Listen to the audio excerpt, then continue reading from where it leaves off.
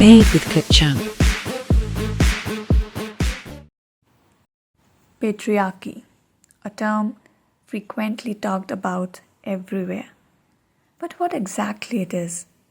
Let us find out. In layman terms, patriarchy is rule of father or male domination in an institution. It is a term used to describe the ways that the world is organized by ideas about gender, assigning certain roles and responsibilities to men and women. But it does not limit to this, as gender is a social construct and may vary from one society to another. Some prominent characteristics of patriarchy that can be seen easily in our society are control over sexuality of women, sense of superiority, male domination in an institution, power over women's social, political, and economic life, and assigning gender roles. Within the context of the US, patriarchy is stealth. One can't see it directly, as women work in the same jobs as men and interact in society as seemingly equals. However, their struggle is still prominent as they must navigate a male-dominated sphere. In our patriarchal structure, the men are at the top, which also affects on the ways the healthcare system works around the globe.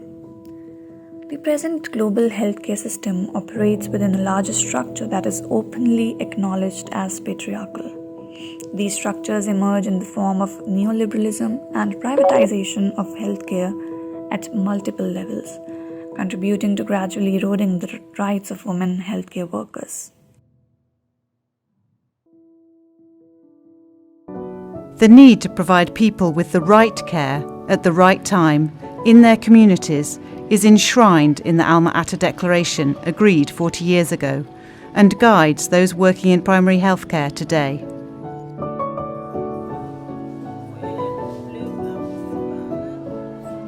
La déclaration d'Alma Ata, c'est une directive pour moi qui permet de prendre les décisions, qui permet de prendre beaucoup de stratégies afin de traiter et suivre bien les patients dans la communauté.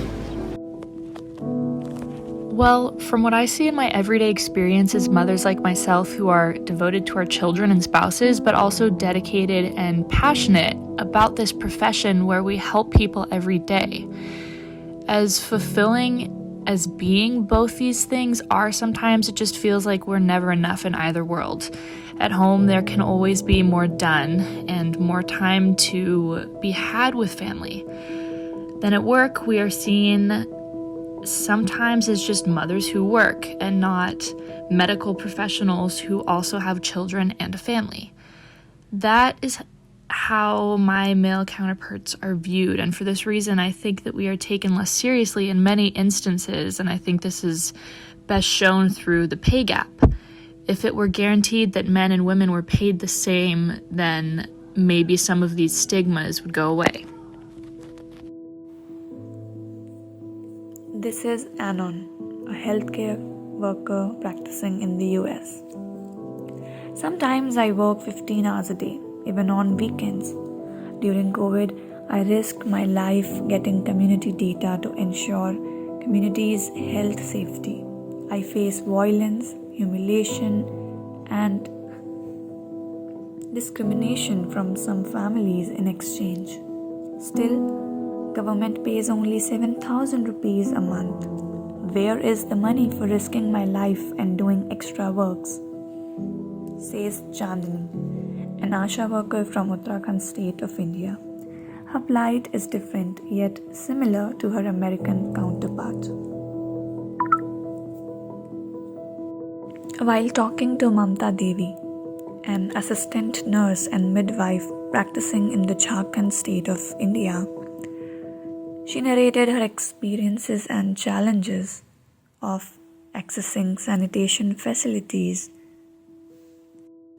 I usually don't drink water during my work hours to avoid the need of peeing because there is no toilet available in any of the health sub-centers. The issue is grave. It causes many diseases among my colleagues, and some of them are diagnosed with kidney stones recently. If a toilet is available, then it is filled with garbage and chewing tobacco. No maintenance. I work from early morning till late evenings. I don't get any time for myself. I have to go home, cook food for my family, and do home chores. We are talking about health infrastructure with gender lens. Infrastructure is essential for development and well-being, and ensuring easy and safe access to it is very important. Infrastructural advancement happen with the development of human civilization, and it ensure equal access to opportunity. Infrastructure like public transport, school, roads, office, hospital, etc. While making it is often assumed that women will automatically benefit from new infrastructure projects in the same way men do, without acknowledging the possible distinct impact on women and men according to their needs and social role. For example, women rely more on public transport than men do, and since they are often affected by violence and harassment, ensuring the safety and security of public transport is key for their well-being and workforce participation. So, unequal division of role in labor market and a division of time spent on domestic tasks have impact on the way in which different gender use or need certain infrastructure differently. So some major points arises like gender's insensitive infrastructure. Available infrastructure are gender neutral, thus not catering to the need of different gender and role. Barrier to access. When it comes to equal right to access basic services, women are affected disproportionately by persistent gender inequality while accessing the infrastructure. And its impact. Inadequate infrastructure impact men and women differently. Now we are focusing on the key issue of sanitation divide and its impact on women health workers. This graph shows the gap in sanitation infrastructure in a rural area in 10 states and 3 union territories. More than 50% of government health centers in rural area are without staff toilets, and among that Telangana is worst with 86% of centers without staff toilets. It puts our community health workers in difficult situation while on the field. So moving toward more inclusive infrastructure, our how might we question is how might we make toilet more accessible to women community health workers.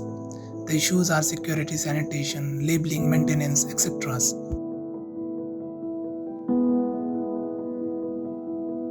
Next slide. How to craft solutions with stakeholder voices. To effectively craft a solution that has longevity, we must ensure that it is worldwide and begins with human-centered design.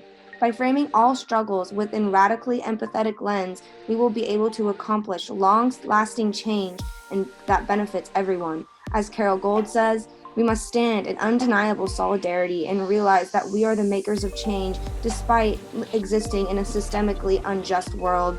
To quote Bell Hooks, women must take initiative and demonstrate the power of solidarity. Unless we can show that barriers separating women can be eliminated and that solidarity can exist, we cannot hope to change and transform society as a whole.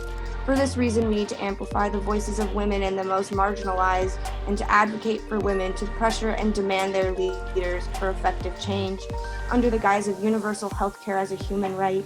And we will demand this by nonviolent action, organization, and careful planning, all things mothers happen to be experts at.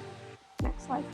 Solutions from mothers in healthcare. To further explore advocating for stakeholders' voices, I decided to go out into the field and ask women community health workers what it was like balancing the unpaid second shift. The answers were not surprising, yet still were very moving. Solutions from a right livelihood perspective. To further explore solutions derived from radical empathy, we decided to take a right livelihood perspective while drafting our solutions. After being inspired by so many right livelihood laureates, we came to the conclusion that as we begin to navigate solutions to these long-standing systemic issues, we must take a culturally sensitive and aware approach and make sure we are meeting the needs of real people and not the needs of profit. We believe that these efforts, if applied methodically and in large numbers and applied consistently, change will come. We think the most effective way to sustain this monumental global change is by giving children the tools to express these big and complex topics through their empathetic lens. So, moving toward the solution for more inclusive infrastructure and making toilet more accessible to women community health workers. The proposed solutions, the issues arises are the issue of security, sanitation, labeling, maintenance, electricity, health, and hygiene. So, the proposed solutions are making more inclusive infrastructure design, which keep in mind the varied role of men and women and cater to their needs. Like Swachh Bharat Mission ensure the availability of electricity while making toilet for safety. Uh, uh, Solar panel could be used to label toilets and rate them in different criteria like electricity, sanitation, hygiene, health, location, and safety and facility. And we can make an app to show these toilet in maps and make it more accessible to women. Making village level committee for maintenance of public toilet in village level. Some of the other solutions are uh, making available dustbin in toilets and daily cleaning of toilets via village committee. Reserve one public toilet to to community worker in each village. To achieve a long standing impact, we must educate our kids, the possible healthcare workers of the future, making them gender sensitive and inclusive in all possible ways. By giving children the tool to express these big and complex issues through their empathetic lens, we can enable them to stand in solidarity with others when it is difficult. Thank you. Patriarchy, a term